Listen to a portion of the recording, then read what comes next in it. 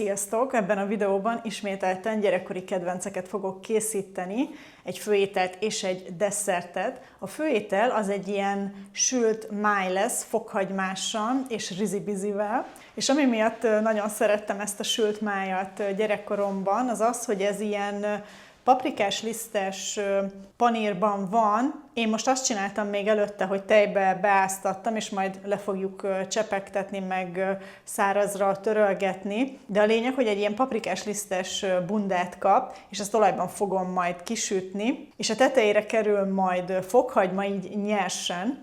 Azt jó apróra igyekszem majd feldarabolni, természetesen csinálok hozzá egy kis tartármártást, illetve már bekevertem egy ilyen majonézes kukorica salátát is, mert egy ilyen félkonzerv kukorica megmaradt, és úgy gondoltam, hogy akkor ez tökéletes lesz ehhez a májhoz, mert már nem tudom, 3 napja ott van a hűtőben, és eddig nem nagyon tudtam, hogy most mire használjam fel, úgyhogy most pont jól jött. A rizibizit azt úgy fogom csinálni, hogy hát, mint tudjátok, nekem van rizsfőzőm, és a fagyasztott zöldborsót azt oda hozzá fogom rakni a rizshez, a rizsfőzőbe, és akkor így együtt fognak elkészülni. Maga az étel az nem bonyolult, de nekem nagyon kedves emlékeim vannak hozzá, mert emlékszem, annó gyerekkoromban nagyon sokszor volt, hogy tényleg degeszre ettük belőle magunkat, és jó emlékek fűznek hozzá, úgyhogy ezért is készítem. És a másik meg ugyanígy az aranygaluska, hogy ezt mindig anyu csinálta, én egyszer talán csináltam, nem tudom, 10 évvel ezelőtt, és úgy akkor nem annyira lett az igazi, biztos ott is ismételten az volt a probléma, hogy nem hagytam eleget kelni a tésztát. Az aranygaluskát azt majd csak ebéd után fogjuk elkészíteni, úgyhogy most álljunk neki az ebédnek. Először is bekészítem a rizst a zöldborsóval, mert annak majd biztos, hogy fog kelleni egy fél óra. A rizsfőzőm az kb. Ennyi idő alatt készíti el ezt a mennyiségű rizst, amit készítek, és akkor amíg az készül, addig le fogom majd csepegtetni, és szárazra törlöm a májat. Nem ízesítem a májat egyáltalán. Elvileg ez egy ilyen szabály, hogy nem szabad megsózni, mert akkor nagyon száraz lesz, meg kemény. Úgyhogy azt csak is utólag tesszük rá. Annyi, hogy a lisztben, mint mondtam, piros paprika fog kerülni. És akkor amíg csepeg le a máj, addig meg bekeverek egy tartármártást, az lesz így mellé még, meg mint mondtam, csináltam már egy majonézes kukoricasalátát, úgyhogy ez lesz ma az ebéd. Ez a videó nem arról szól, hogy én most nem tudom milyen új dolgokat mutatok nektek, inkább arról, hogy én egy kicsit nosztalgiázok, és hát ha ti is kedvet kaptok nosztalgiázni, és olyan ételeket elkészíteni, amit már nagyon régen nem csináltatok, vagy tényleg csak gyerekkorotokban ettetek utoljára. Remélem, hogy tetszeni fog, és akkor lássunk is neki.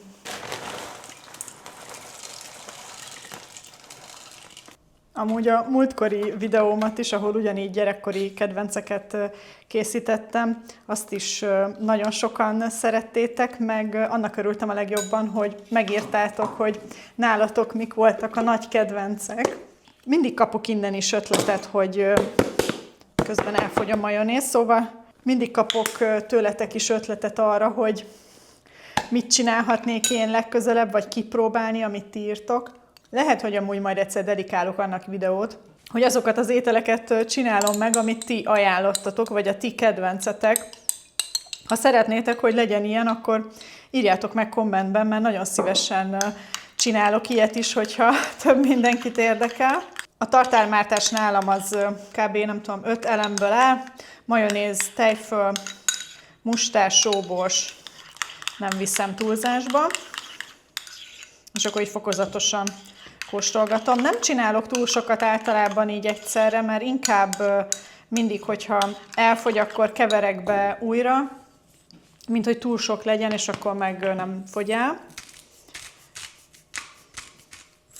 Szóval igen, lehet, hogy majd állítok össze egy ilyen listát, hogy miket írtatok, és akkor annak megfelelően igyekszem én is elkészíteni. Na de akkor ezt egy kicsit félreteszem, és egy nem tudom, 10-15 perc múlva megkóstolom, hogy mennyire sós, vagy nem sós, vagy hogy esetleg valami még kell-e bele. De most szerintem így a mai étkezéshez ez bőven elég. Nagyon ritkán szoktam amúgy májat készíteni, pedig hát szeretem, de valahogy mindig elfelejtem, és akkor kb. Egy évben egyszer vagy kétszer eszünk, pedig hát elvileg ez is most úgymond egészséges. Igyekeztem amúgy még mielőtt a tejbe raktam egy kicsit megpucolni, meg kicsit kisebb falatokra vágni, hogy ne legyen túl nagy, hogy mindegyik falat igazából, hogy egyenletesen átsüljön.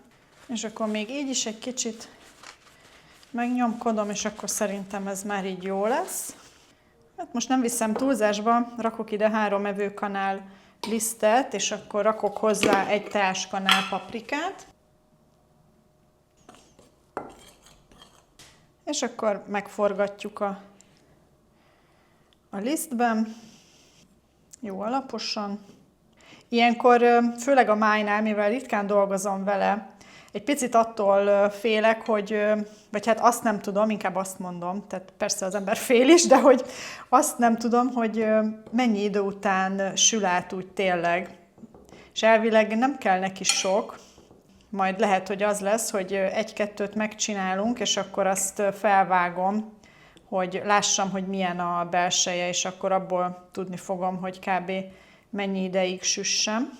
El is készültem vele, és úgy döntöttem, hogy mielőtt elkezdem sütni, vágok fel már most fokhagymát apróra, hogy az is legyen akkor készen, mert nem akarom, hogy akkor addig itt álljanak, amíg felkockázok fokhagymát, úgyhogy azt még gyors megcsinálom, és akkor süthetjük is őket.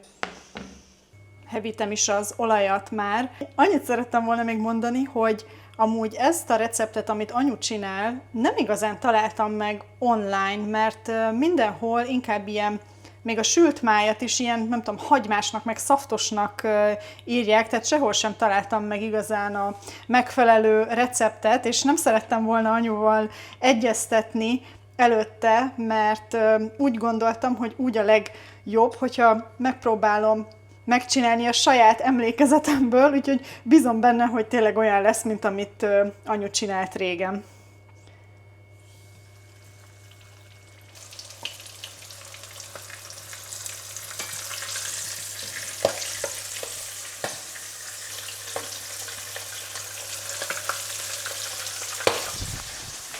Na hát jelentem, veszélyes mutatvány.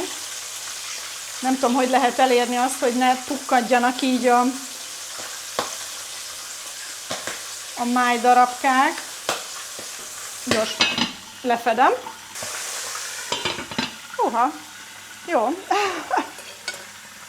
Hát nem baj, ezt is felveszem nektek, mert hát ez is a főzéssel jár, hogy veszélyes.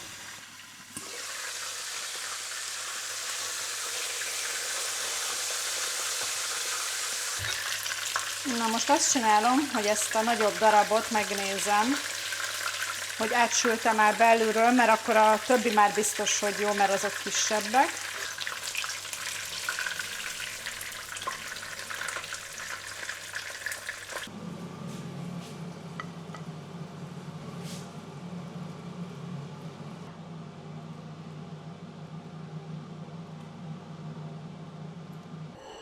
Most úgy nézem, hogy a videón egy kicsit sötétebbnek tűnik, mint amilyen igazából, de amint már biztosra tudok mondani, hogy nem úgy néz ki, mint ahogy anya csinálta. Tehát nem tudom, hogy esetleg nem csak ez a paprikás lisztes panír megy rá, vagy csinált valami mást is. Na mindegy, majd látni fogja a videót, és akkor majd jól megmondja, hogy mit rontottam el, hogy miért nem lett olyan, mint amit ő csinál.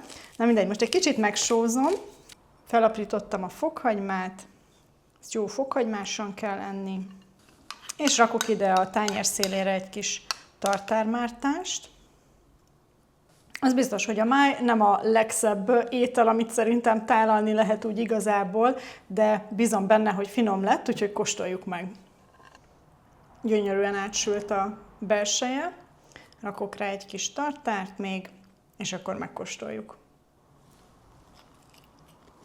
Amúgy ízre nagyon finom és puha maradt, ennek nagyon örülök, hogy nem lett száraz. Viszont az biztos, hogy anyu lehet, hogy sertésmájból csinálta, nekem csak csirkemáj volt múltkor a Lidlben, amit venni tudtam, és lehet, hogy az okozza a különbséget, most nem tudom, de a lényeg, hogy finom lett a máj, ennek örülök a legjobban.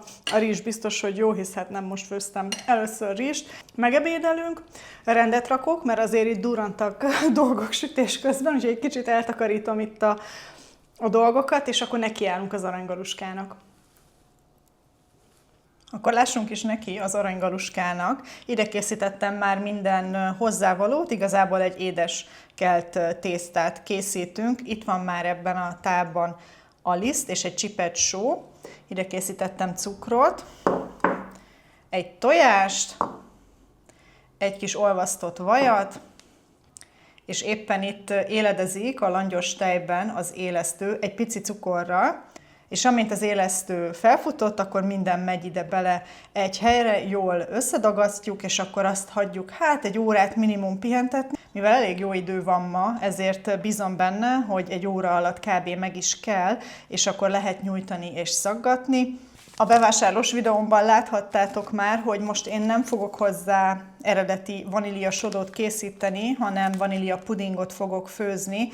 2 deci tejjel szoktam többet hozzáadni, mint amit maga ez a tasak recept ír, és akkor másnap is még szép, folyékony, sodószerű öntetet kapunk. És akkor olyan darált diót vettem, ami már cukrozott, majd természetesen azért megkóstolom, hogy mennyire édes, de a lényeg, hogy elvileg ehhez nem kell már plusz cukrot adni majd, amikor forgatjuk bele ezeket a kis karikákat. Úgyhogy most még egy picit várok, míg az élesztő magához tér, és akkor kezdem is a dagasztást.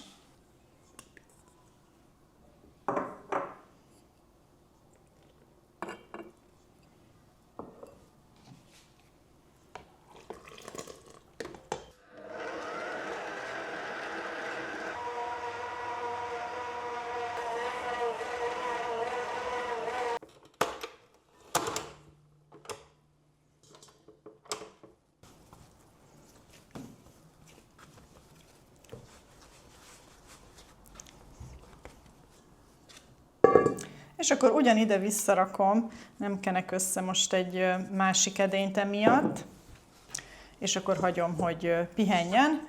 És akkor ekkora most a tészta, és bízunk benne, hogy ez nagyobb lesz egy óra múlva, addig félreteszem pihenni. Gyönyörűen megemelkedett, és a duplájára kelt. Lehet, hogy az amúgy a videón nem annyira jön át, de tényleg nagyon szép lett, és levegős, úgyhogy nagyon örülök neki. Kinyújtom, nem túl vékonyra, mert azt szeretem, hogyha ilyen szép nagy falatkák vannak. Egy ilyen tortaformát már kivajaztam, és akkor abba fogjuk elhelyezni, és akkor ott is hagyom még, hogy egy fél órát keljen, és akkor utána mehet majd a sütőbe. Már olvasztottam vajat, a diót is kiraktam egy ilyen kis tálkába, és akkor szaggatni fogunk addig, ameddig el nem fogy.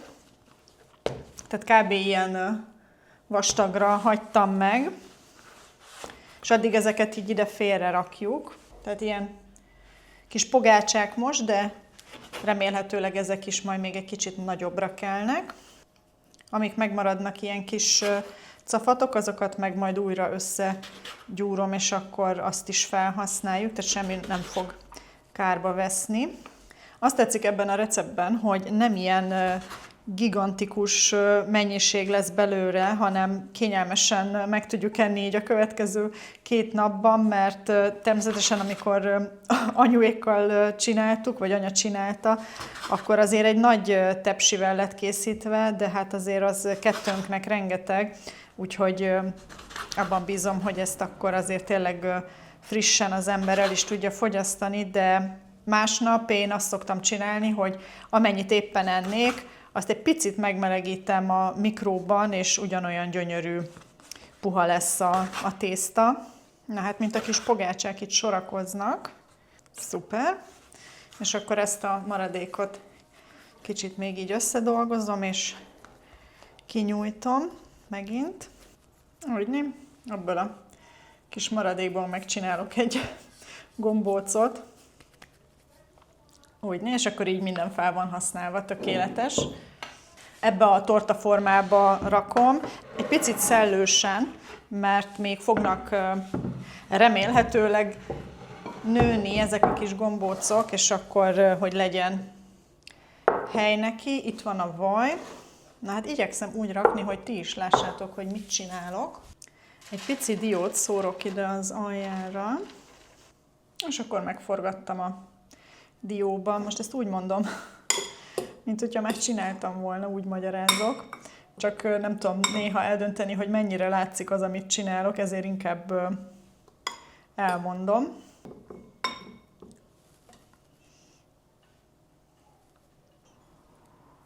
Hát még lehet, hogy ez a forma is egy picit nagyobb, mint ami kellene, hogy legyen ehhez a mennyiséghez. De ez a legkisebb formám, amit tudok erre használni. Nem baj, az a lényeg, hogy keljenek meg szépen, és süljenek át. Na, hát konkrétan az összes dió elfogyott, ami mondjuk jó, mert legalább így azt se veszik kárba. És akkor a maradék vajat meg így ráöntöm.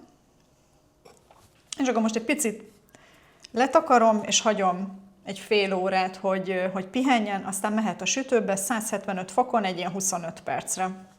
A sütőt elkezdtem melegíteni, és amint láthatjátok, szépen megkeltek még ezek a kis golyók, és amíg ez bemegy a sütőbe, addig megcsinálom ezt a vanília pudingos sodót. Amint látjátok, gyönyörűen megkeltek, tehát egész jól kitöltötték ezt a kis tortaformát. Megmondom őszintén, amikor elkezdtem belerakosgatni, nem gondoltam volna, hogy ilyen szép nagy lesz. Most természetesen hagyom egy kicsit, hogy kihűljön, hogy lehessen majd így szétválasztani egymástól. A sodó is elkészült, úgyhogy kóstolhatunk majd egyet. Na, akkor itt az ideje, hogy megkóstoljuk.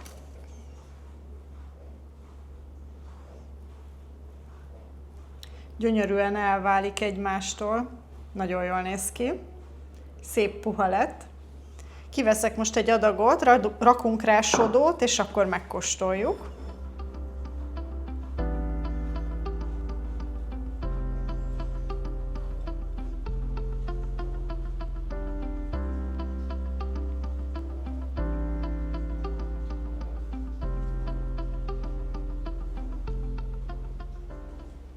Lássuk akkor, hogy milyen is lett. Nagyon finom, tényleg annyira jó puha ez a tészta. Imádom a keltésztás ételeket, és tényleg ez a vanília puding, amiből most úgymond egy sodót csináltam, egyáltalán nem mondanám meg, hogy nem igazi sodó, mert így, hogy több tejet raktam hozzá, krémes maradt, és egy kicsit hígabb is lett, hogy lehessen szépen önteni, és hogy másnapra se keményedjen be teljesen. Nagyon örülök neki, hogy végre rávettem magam, hogy elkészítsem ezt az aranygaluskát, mert már tényleg 1000 éve nem is ettem. Csinálni meg, mint mondtam, szerintem több mint 10 éve, és anyu is már nagyon régen csinált, úgyhogy örülök, hogy úgymond egy kicsit ezt is elsajátítottam. Úgyhogy csak arra tudlak titeket is biztatni, hogy csináljatok gyerekkori kedvenceket, vagy csináljatok olyan ételt, amit már nagyon régen készítettetek. Addig is én megköszönöm, hogy végignéztétek ezt a videót, hogyha nem szeretnétek lemaradni videókról a jövőben, akkor meg mindenképpen iratkozzatok fel a csatornára. Találkozunk a következőben. Sziasztok!